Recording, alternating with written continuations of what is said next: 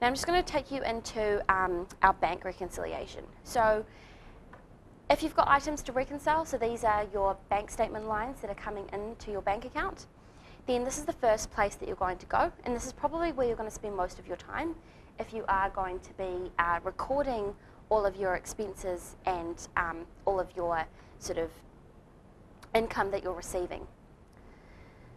So on the left-hand side, you've got your statement line, so you can see everything that you've spent and everything that you've received. It's all in date order as well.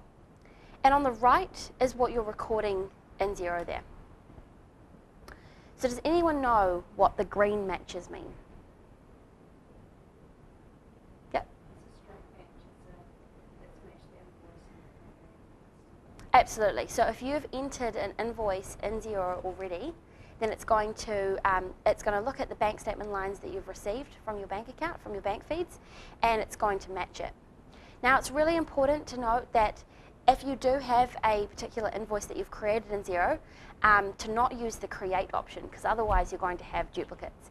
And your customers are going to say that they've paid you, but then you would have found that you've created something else, and so then you're going to start chasing your customers to say that you haven't paid, but they have. So just the most important thing to note here is just to really make sure that if you have entered an invoice or a bill, to always use the match, the find and match option.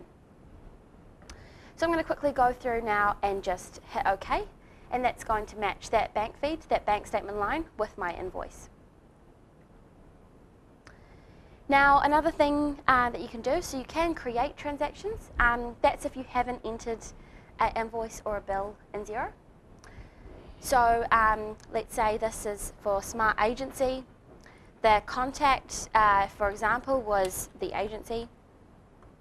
Let's just say that this is for a particular, a bill that you had to pay. Let's say, what's an example? An agency fee, let's say, that you had to pay. So it was $4,500 that you've already spent. So that's where you can go through and put the contact name as who.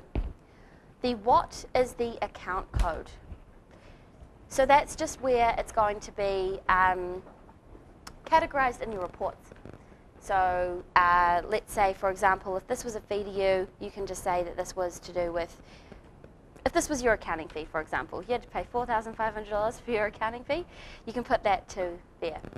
Again, you can always talk to your accountants if you're not sure where to code things.